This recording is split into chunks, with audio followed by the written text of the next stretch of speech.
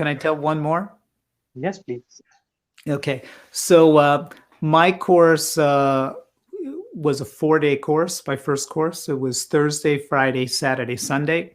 And Thursday, the first day of the course, was Guru Purnima. And the course ended on Sunday. And somebody who knew me really, really well had set up a blind date for me. You know what a blind date is. It's not Yeah. somebody who's blind. It's like you haven't met each other. So Gurudev had left on Monday, and on Wednesday I'm on this blind date. The woman who I met, she was incredible. I mean, she was so pretty and she was so charming and she had such a lovely disposition and personality. And the whole time I'm with her, all I can think about was the course that I just went through. And I'm the type of person, if I hear something, I remember it instantly. And here I am at dinner with her, and I'm talking about accept people as they are and don't be the football of other people's opinions. And she's smiling at everything I say. And then the dinner's over, and I walk her to her car. And, I could tell she's very attracted to me. And all I say to her is, well, nice meeting you. Bye now. And I just leave and I go in my car. And she looked so disappointed, like she expected at least a hug or maybe a kiss or something. And I just said, okay, bye now. And when I went home, I just remember lying in bed and staring at the ceiling for hours, thinking about how do I explain to my parents that I have become gay. It was like I was so in love with this man and I didn't understand what was going on. I didn't have some reference point. Why was I in love with this man with long hair and a beard, and I couldn't get him out of my mind? I mean, now everything is okay. I'm married and, it's all, I understand everything. But at that time, I didn't understand what was going on. Why was there so much attraction that I had? So was that the same time when Gurudev called you and explained the guru disciple relation? That phone call happened maybe a couple of weeks later. Right after that, I did a silence course and then I spoke to him. If you read Stumbling into Infinity, you know that I had a lot of challenges with relationships. And I longed so much to have a girlfriend, to get married, and that never happened. And I met a woman and I did wind up getting married. In fact, I got married at the ashram. And it was Gurudev who really celebrated my wedding. He threw a beautiful party for me. And, it was like my best friend throwing my wedding party. It was so fabulous. And the night before the wedding, I went up to the kutir. And there were many people in the kutir. But for some reason, nobody was paying attention. And I was able to sit with Gurudev for quite some time. And nobody came close to us and interfered in any way. And many times, I don't know if you've experienced this, but he can be very cryptic in the way he speaks. And unless you're really paying keen attention, you won't get what he's really saying. And the gist of the conversation was, he said to me, he said, you were so afraid that I wanted you to be a monk, and you were so resistant to that. And you wanted to run away so many times because you felt as though I was trying to control you and I wasn't letting you get into a relationship. And then he looked at me and he said, you just needed to find the right woman. And when he said that, it was like such a beautiful thing. Can you imagine? I would have gotten married and I would have felt as though, oh, maybe Gurudev wanted a different path from me. Maybe he wanted me to do this or he wanted me to do that. And it was like in that moment, he just gave me so much freedom and such a beautiful blessing. It's like, no, this is exactly the path that I wanted for you. And only Gurudev could do something like that, which for me was so special and so sweet. Were there time when Gurudev scolded you? You know, many times you could hear Gurudev share that he has never used any curse words, and that the roughest thing that he's ever said to anybody is stupid. And he's many times said, but I've only said that maybe 10 or 12 times in all these years. Well, out of those 10 or 12 times, I probably got 8 of them in a row. And the early corporate course was known as the Apex course. And when we developed it here in the US, I had created a website. And it was really a fantastic website. And me and the designer, we presented it to Gurudev. He was in the US at that time. And we showed him how it functioned and everything. And he's looking at the website and he says, who are these pictures? Who are these people in the photographs that you have?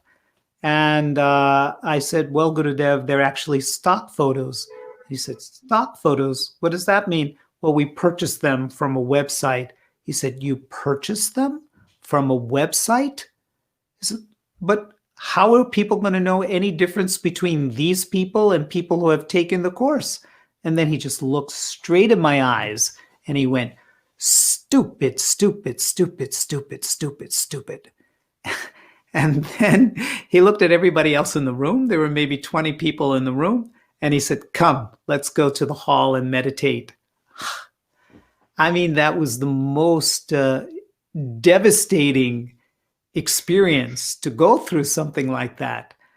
And I didn't go to the hall and meditate. We were at a hotel, and I remember walking around the grounds. There was a golf course there, and I was praying that somebody would hit me in the head with a golf ball so I didn't have to handle the agony anymore. And yeah, I was just like stunned. And after the meditation, everybody went to the dining hall to have food. I went immediately up to his room. And I remember he had food and there were people there. And usually I'm not in his room when he's eating food because there's usually the people who serve him are there. And he didn't say a word to me. It was like he just let me be there. And, you know, I didn't play the role of victim, and I didn't play the role of trying to come up with a reason for anything. I just sat there. I really was completely empty in that moment. And, you know, that moment had stayed in my mind for so many years.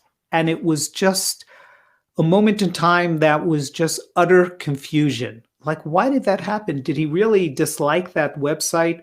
Did he really dislike? Because many websites are created now and we see stock photos in there. I never understood that.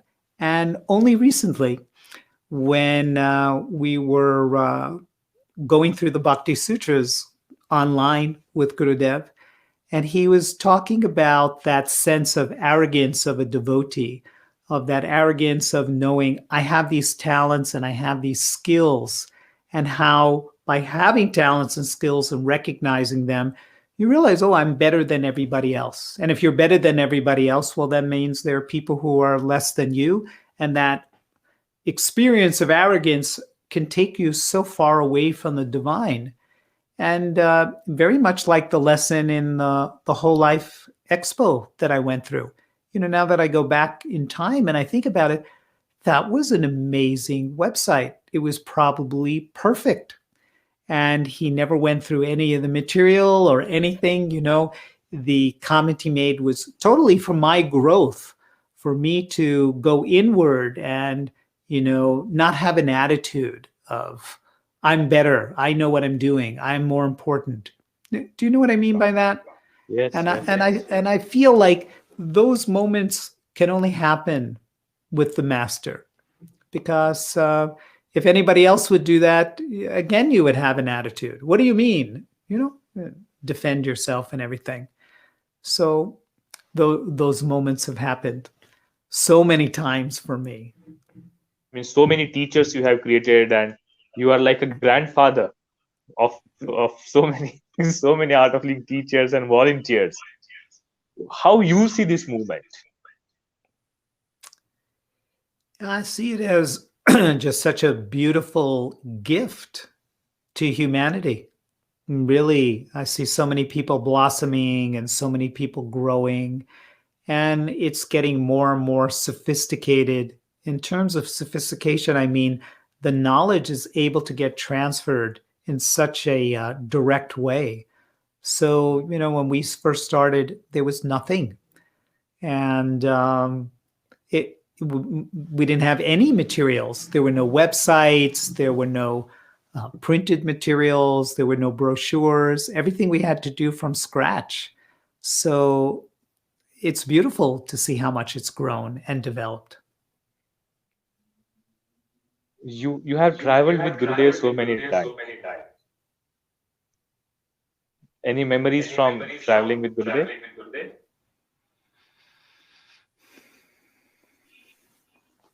One memory that's coming to mind is I taught in the Caribbean for a couple of years. And on Gurudev's first trip to the Caribbean, he went to Trinidad and then he went to St. Lucia. And after a talk in St. Lucia, he wanted to take a walk on the beach. And there was probably me and one other person and Gurudev. We were walking on the beach and he heard this music and he wanted to see where the music was coming from. And it was a hotel and it was coming from a bar. And there's a particular instrument in the Caribbean, the kettle steel drum, that you really only hear it in the Caribbean. And he had never seen one before. And he said, "Come, let's go." And it was really quite interesting that he went into a bar and people were drinking and laughing and having food. It was a real bar. And he wasn't disturbed by that at all. He just wanted to go and listen to that music. So you would have an opinion. I would have an opinion. Oh my God, Gurudev going into a bar. How could that be? But, nothing existed, just him and the music. And he was able to enjoy that and appreciate that, and so much in the present moment. I don't know if he did that to blow my mind or to lose more concepts in my mind, but But we have we have seen Gurudev is very much interested in music. He's interested in music, and we usually put a frame around Gurudev. We define him. He's like this and he's not like this. He likes this, he doesn't like this. He wants this, he doesn't want that. I think those are all projections from our own mind. He is just hollow and empty, and he's a mirror for all of us. And I think we get so lost in all these different concepts about who Gurudev is, what enlightenment is, what is spirituality, how we're supposed to live our lives. I think that's our mind. And I think it's very different than what he's experiencing. You also had a chance to visit few saints with Gurudev. You were part of another movement before. You had read so many books about spirituality. You had read about metaphysics. Did you compare your concepts with your experiences on the path?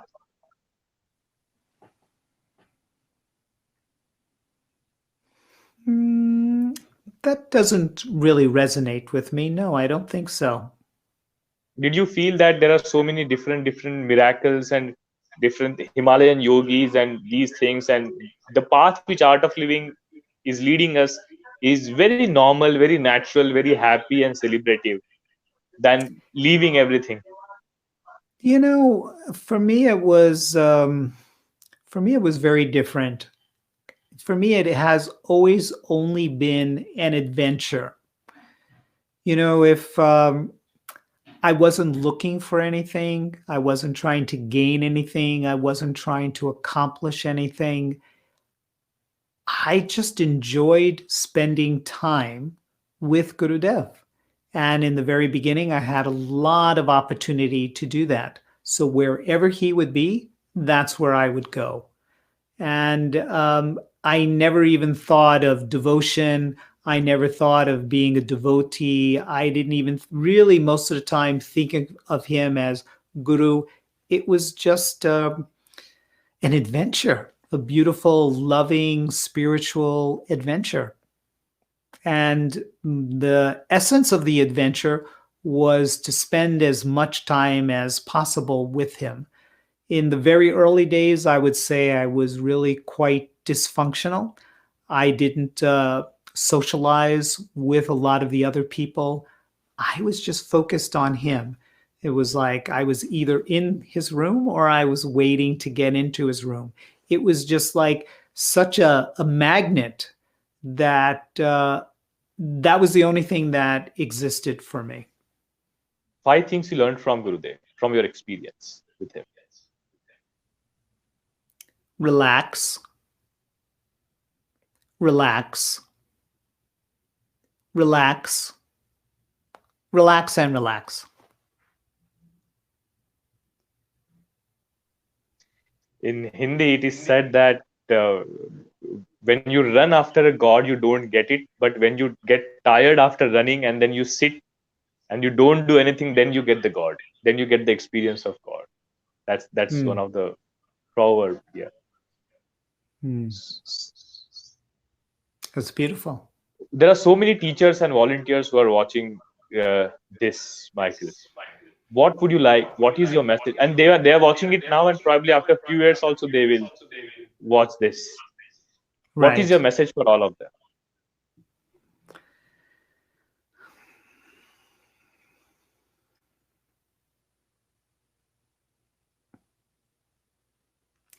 My message to everybody would be continue. And no matter what obstacle comes in the way, just keep continuing. And there's so many things that can come in the way of getting to the goal. And to me, the goal is Gurudev, whether it's physical or feeling his presence in your heart. And you can get entangled in anything. You can get entangled in a dysfunctional relationship. You could judge the organization. You can get frustrated with the experience you're having in meditation. So many things can come in the way, but just stay focused on the master. And I think that's the only thing you have. Otherwise, you can get lost. The mind can get spun around in so many different directions. If Gurudev is there in front of you right now, how would you like to express this love and gratefulness towards him? I don't think that's possible. What could you say? How do you express fullness to fullness?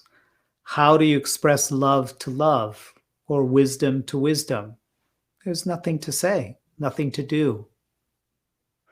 After writing this book, what was Gurudev's comment on this? You know, that book, in a way, was such a nightmare for me. First of all, I'm not a writer, and that's the last thing I ever thought that I would do in my life is write a book.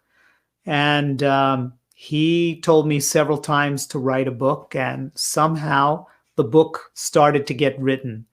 And I must have written that book 5 or 6 times from beginning to end to make it what it is.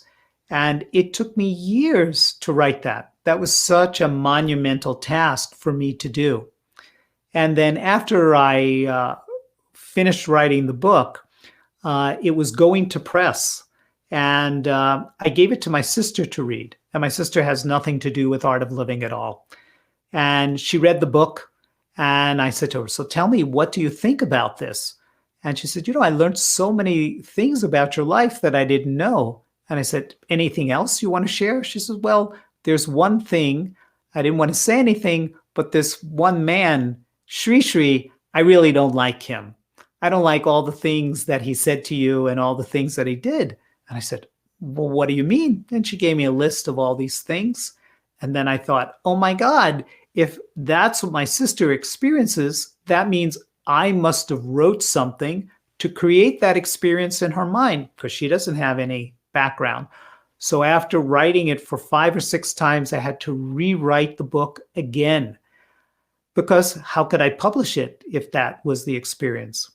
So the book was finally printed, and it seemed like it was a big hit, because when it was released, everybody bought it and they were carrying it, and Gurudev seemed intrigued. And of course, I gave him a copy, and he went off on a trip to Poland and Russia from the United States. And I heard from many, many people that he read the book on the plane. And in the evening, people would read sections from the book to him. So I know he went through it cover to cover. Even though he says, I've never gone through a book from beginning to end, I know he's gone through Stumbling into Infinity. And then he calls me and he says, Michael, there are certain things in the book you need to change. And it was like, oh no, I've just completed this. I've published this. I can't write this again. And I had to write it again. So that was probably the hardest thing that I've ever had to do, was write that book. And I think now I'm a good writer, because finally, after all those experiences, I've learned how to write. And I don't know how it is in India, but in America, everybody has a bias about spirituality, and definitely has a bias about guru and what does guru mean in your life. It's a very foreign concept to us. So I really wanted to write something that, at least from a Western perspective, what is it that goes on behind closed doors with a spiritual master? How does a guru mold an individual? How does a guru help you get out of all the cobwebs you have in your mind? How does a guru help one open their heart so there's more love? And so that's really the significance of the book. And I really hope that it inspires and helps many people on the path. Yeah, it does. And I have given it to so many of my friends, and they have done the course after reading the book. Yeah. And the challenges I went through with relationships and, trying to be self-important or not being kind or generous to other people, I think everybody can relate to that, because there's an aspect in everybody. Very true. Those little things come up. Okay, I can share one more story. Yes. Is that okay? So my very first silence course, when I took that course, it was a very small course. There was all of 60 people in that silence course. Can you imagine? Gurudev and 60 people. And he would constantly tell us to drink water. He said, flush the system, get the toxins out, drink water. And he would say that 4 or 5 times in a session, And so I would drink as much water as possible. And, whatever goes in has to come out. So I was very self-conscious that I would be running to the toilet so many times. Maybe I had a weak kidney or something, but before every meditation, every time I knew he was going to do a process, I would have to get up and run and go to the toilet. So he looks at the room and he says to everybody, now we're going to do a process. And as soon as I heard that, I ran and went to the bathroom. And the bathroom happened to be in the back of the room. And the back of the room was in the eastern direction. And if you've done a silence course, there's this lovely process that we do. It's called bowing down to the angels. And he had asked everybody in the room to stand up and to face east, which was the direction of where I was in the bathroom. And here I am, I'm doing my business and I'm flushing the toilet really quietly and washing my hands as quietly as I can. And I want to open because I'm so self-conscious that everybody's thinking, oh, why is Michael in the bathroom all the time? And I open the door as slowly as I can, not to make a sound. And as soon as I open the door, what do I see? All 60 people standing up facing me. And little did I know, Gurudev said to everybody, when Michael opens the door to the bathroom, we'll all give him a standing ovation. So here I am, and I open the door, and I see 60 people standing, and then they're all giving me an applause. And when that happened, I tell you, my heart just bursted, because it was, no one had ever done anything so kind and loving to me. It was like Gurudev went inside of me, took my sense of humor, and presented it to me on a silver platter. I was just so taken by that, that I think at that moment, that's when my heart fully opened up to him. I couldn't believe anybody could love me so dearly as that. What is Gurudev for you, Michael? Everything.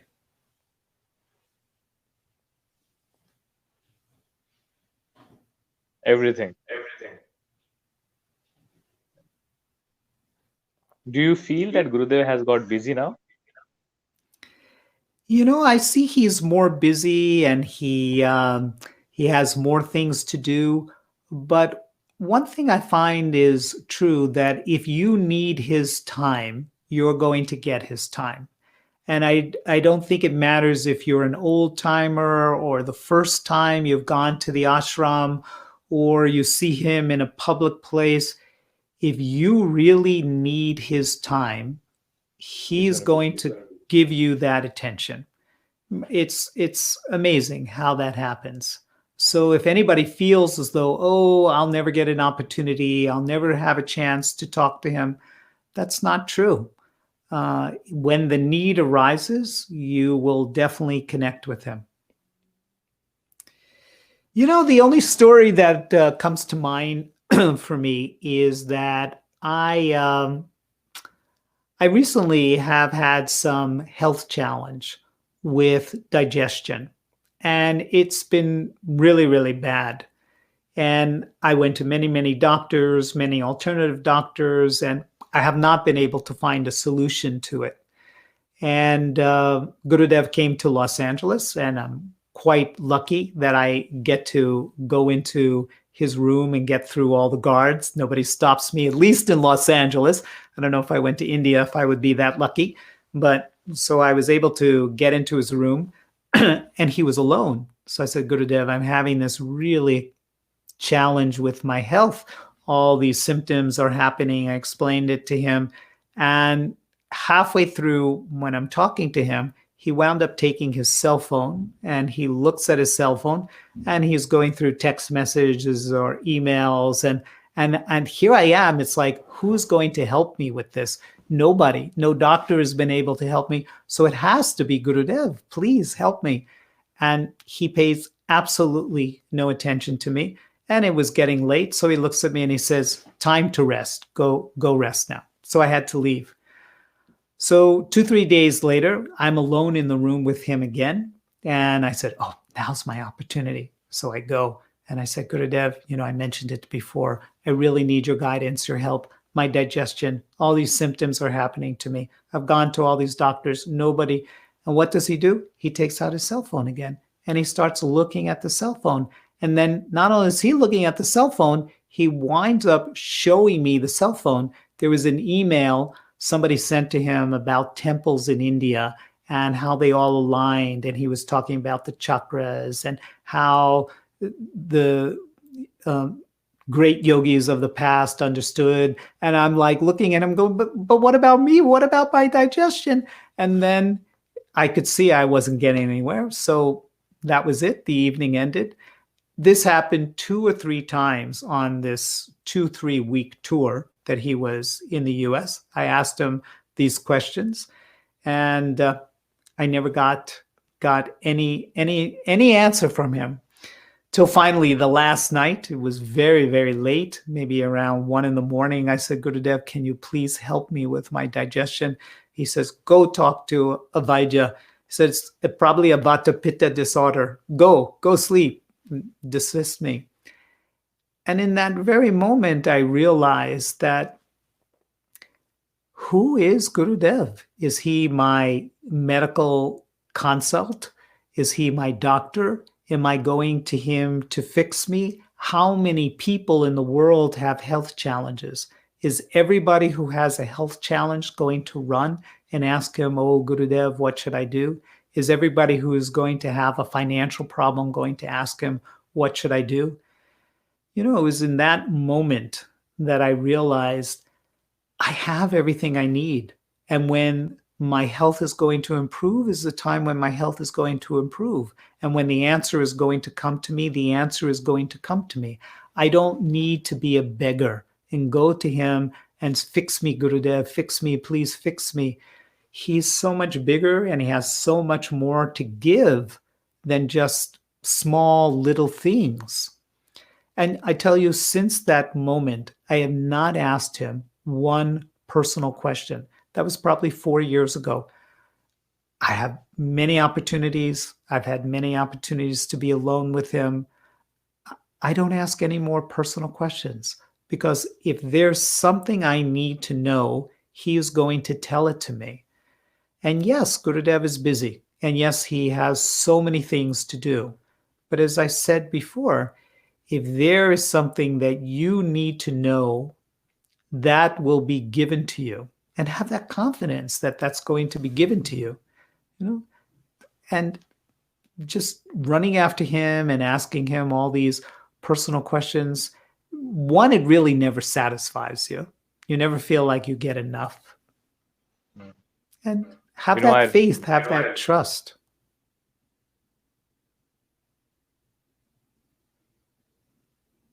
Yeah. Once a lady went to Gurudev. I was in Ganga, and Gurudev gave her some. She said, "Gurudev blessed me for enlightenment." So Gurudev gave her a prasad, and he started laughing. He said that I am here to give this, but nobody asks for this. That's right. They are asking for job. They're asking to fix the relationship. And he really started laughing about it. Yeah. Do you know the story of Goli Baba?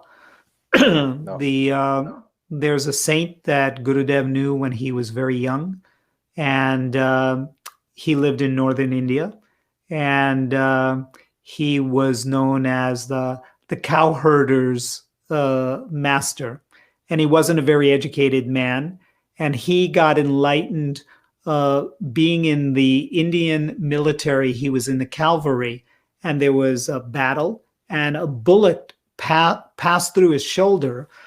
Excuse me. And the vibration of that set up some kundalini, and he became enlightened.